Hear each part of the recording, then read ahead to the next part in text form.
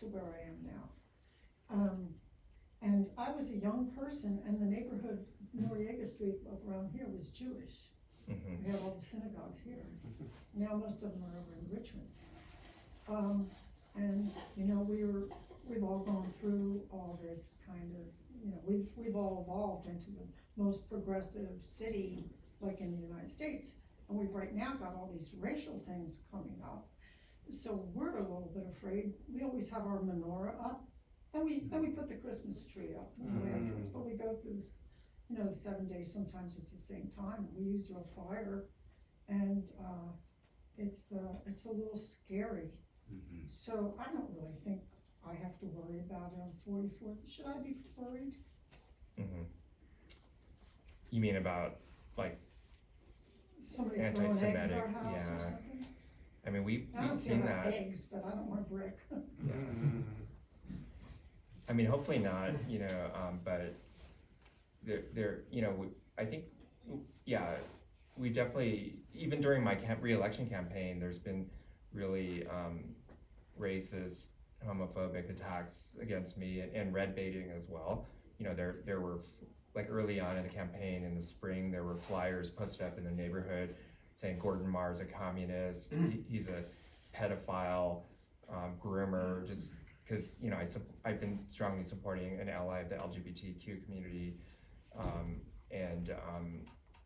yeah, and, you know, so, and then there's just a lot of hateful stuff being spread, like on Twitter and other social media platforms against me, you know, by the, you know, these really right-wing forces, you know, and like even in the 2550 Irving, all the contentiousness in my support for the affordable housing development, there was also just like really like racist and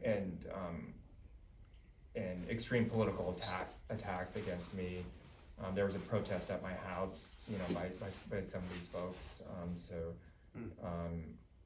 And then we saw, like, I mean, in an extreme example, what happened to Speaker Pelosi's family or her husband, right? That attack. We used to have comedy day in the park, and they would tell all kinds of jokes with different nationalities. People knew when it was a joke. Billy Lucas used to sing the Philippine anthem, and it was funny that it wasn't the true Filipino. I cry for you, you cry for me, I die for you, tough love for you. Whatever, it was just funny. And comedy, and it was light, it wasn't, you know. I'm so sorry, I'm probably the only person who remembers that. Billy Lucas used to do it was just hilarious, but Now the kids don't have civics, they don't have civics, they can't. And it really bothers me, the campaign that Eglodoro, the guy who's running against you, it's just so horribly negative and wrong, and you know, it really gets me pissed off every time I see him on television.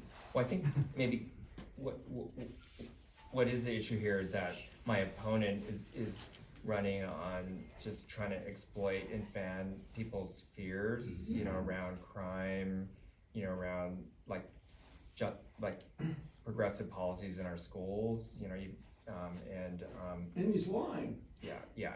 So and that's the thing, and people, you know, it's just,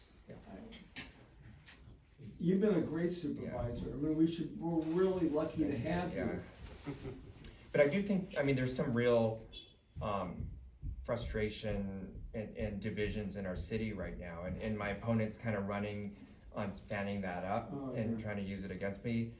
But I think, you know, I mean, that's like what Trump did too, right? So, but I think these are real issues that because there's real tension, I think, between a lot of my constituents here, the Chinese community, and say other communities of color, you know, and it's not just my opponent, but it's some opportunistic community leaders that try to, you know, exploit that. It's a very strong, you know, anti-blackness and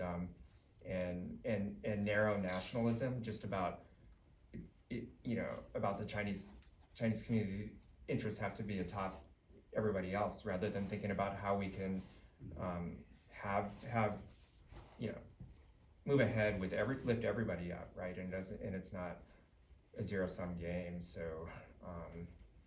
so it's been challenging, cause there's an organized, you know, constituency here in the Sunset that is very conservative, and, Joel's really running to try to exploit that and fan it up, but, yeah.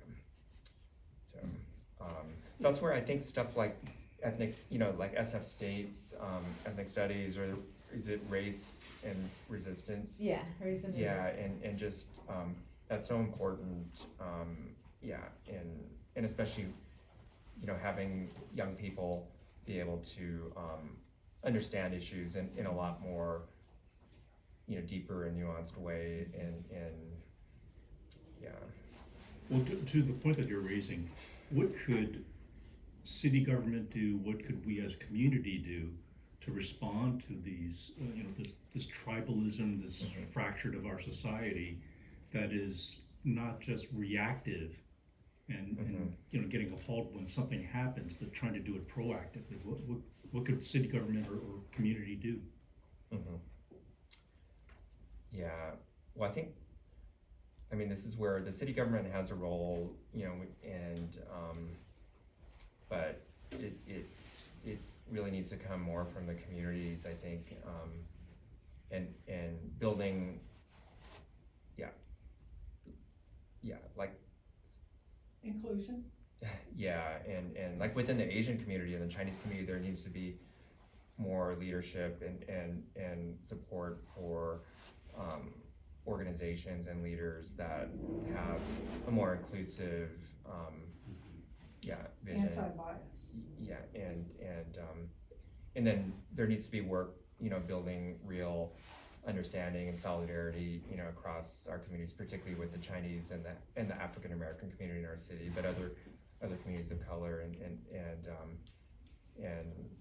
so I think, as a city government, you know, like I you know, I and others have tried to support that in different ways, like even on public safety, right, which has been a hot button issue, and I think for the Asian community, especially with the rise in violence and crime directed at Asian, you know, Chinese and Asian Americans, and then it's been kind of, I feel like, exploited by the conservative forces in our community to whip up, you know, narrow nationalism and simplistic solutions like, you know, get tough on crime, you know, recall the DA.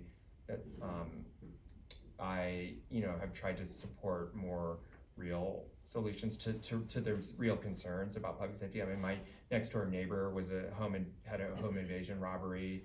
You know, I know so many people that have been victimized, but so like we've supported, and we partnered with the community and really supported the and funded community coalition here in San Francisco. That's called the Community Coalition for Safety and Justice. Is that the name? Yeah, that's a coalition of community organizations that are working on more real long-term solutions to violence and crime impacting not just the API community, but all communities. So through violence prevention work and better support for victims of crime, but also importantly, like building cross-racial solidarity. That's a key part of their work for the coalition. So I feel like, you know, that's an example. And at the same time, you know, I'll have to say we did like in the last budget cycle sort of refund the police. And that was kind of a response to, you know, I think a real fear in our city, or concern, I would say, around the rise in crime, and it's mostly been property crime, and the police department, the staffing level had dropped down, had been reduced significantly during the pandemic due to retirements and resignations, so that there was like over 300 vacancies in the force. So in the budget cycle, you know, we supported the mayor, the Progressive Board of Supervisors supported the mayor on a plan to hire 200 police officers over the next 2 years. So, you know, I just did want to say that, and I supported that as well. because I've also been a champion and been and sponsored legislation to support community policing in San Francisco. So that's where getting the police department to engage with the communities and all the communities and build relationships and trust with the community, and that will so in order for them to, and I sponsored and passed legislation called the Crime Prevention through Community Policing Act this spring that requires each district police station, including Taraval Station, to develop a community policing plan in collaboration with the neighborhood, and then to update the plan on an annual basis. And the first plans are supposed to be developed by January. But in order for the police departments to really do the community engagement and trust building with the communities, you know, they do need to fill the vacant positions. So that's why I did support, yeah. But I think, yeah, they're just around the question of like what role the city government can play in helping to foster more of the cross-racial understanding and solidarity. There are things that we can do and hearings we can hold, but I think that's really gonna have to come from the communities kind of working together. And right now, I don't really see enough of that on a community level in our city, honestly. Like there's been, like in the schools, there's all this conflict between the Chinese families and the communities, the other families of color, you know, around policies, and that played out in the redistricting process. You know, this spring, you know, that we adopted new Board of Supervisor district lines based on the 2020 census, and there was a lot of tension and conflict in that process between the Chinese community and other communities of color over how the lines were drawn. So it's a challenging moment right now, I think, with race, and that's where I think, you know, maybe we can work with like SF State, and because SF State has such a strong history of the ethnic studies and the Third World Solidarity movement. Yeah, and so that's something I would like to see if we could follow up on in tapping and working with. Is it called the Ethnic Studies Department? Is it? College of Ethnic Yes, Studies. or college, yes, yeah. The only, well, I guess the oldest one in the country. Yeah, I mean, cause you guys, so you're students, yeah, and so it's great, you know, that you have the opportunity to take these classes and engage in discussion and study, but I think it'd be even better if you could apply it to the challenges that we're facing right now around race and class in our, because there's also the whole class dynamic too, which is intersected with race, right? I mean, we're in a, you know, ground zero for any economic or wealth inequality, right, in the country, and it's very much racialized, right? And so I think, yeah, so it'd be great for you guys, yeah, to be more actively involved in helping us address these challenges, so, yeah.